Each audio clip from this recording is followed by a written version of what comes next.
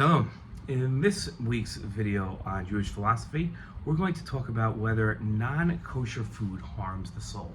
There's a great many Torah scholars, some of our early Rishonim, that write that the non-kosher food actually harms the soul. It's metamtem alev.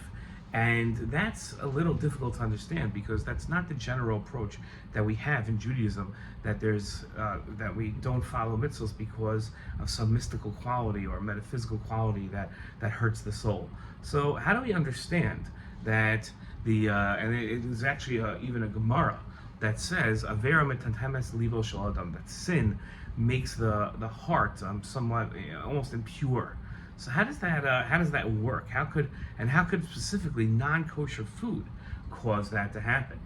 The Ramah actually quotes a teaching that Moshe Rabbeinu, when he was a baby, wouldn't nurse from a non-Jewish nursemaid. When Batya, Paro's daughter, pulled him from the river, and wanted to feed him this little infant, so he would only nurse from a Jewish mother, because he writes that it would harm Moshe's soul to have this milk from non-kosher woman.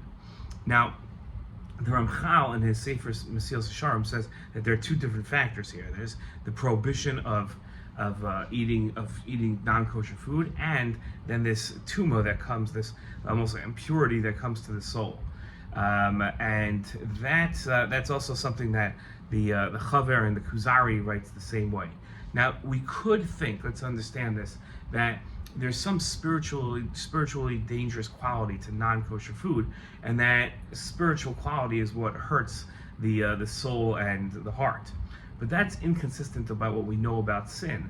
And I think that's why the Kuzari writes that tuma is something different than the sin itself.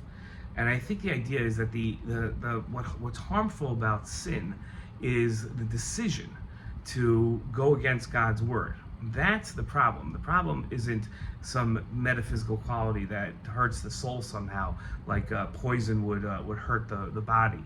I think it's the idea that your soul is harmed when you make decisions to go against God.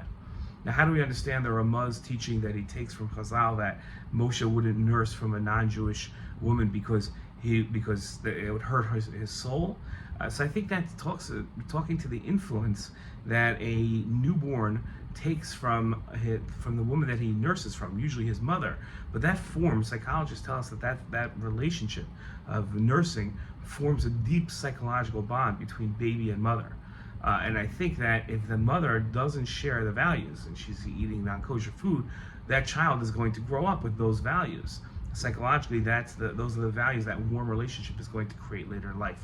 So I think that's the idea of what we're referring to here when we say that a non-Jewish baby, a Jewish baby shouldn't nurse from a non-Jewish mother. Not that it's going to actually hurt the soul, but rather a different idea altogether.